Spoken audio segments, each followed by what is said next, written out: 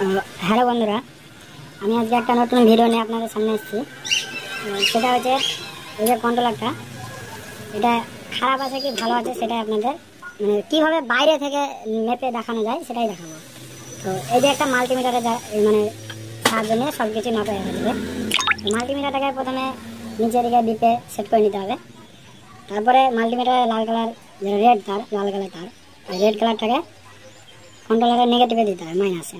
নেগেটিভে দিয়ে যে মোটরের 3টে তার আছে সেই তারগুলো না একটা করে দেখবো লাইনগুলো ঠিক আছে।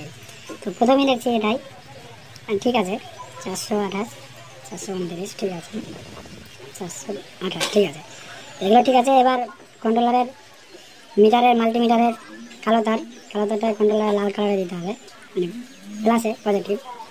এবার আবার দেখতে হবে ঘুরিয়ে লাইনটা ঠিক আছে কি। তো এই সাইডটাও ঠিক আছে। এবার দেখে নিতে হবে মোটরের সেন্সারের তারটা।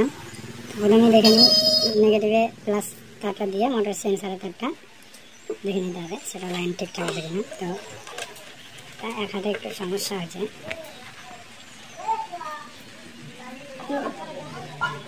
এটা একটু ধর, এটা দেখে নিতে হবে ঠিক আছে, ঠিক আছে, এগুলো ঠিক আছে, এটাও ঠিক আছে। এবার মাইনাস কালার লাল কালারটা দেখে নিতে হবে, এটা ঠিক আছে কি, এটা 1900 উঠবে, এটাও ঠিক আছে। তো এটা ঠিক আছে।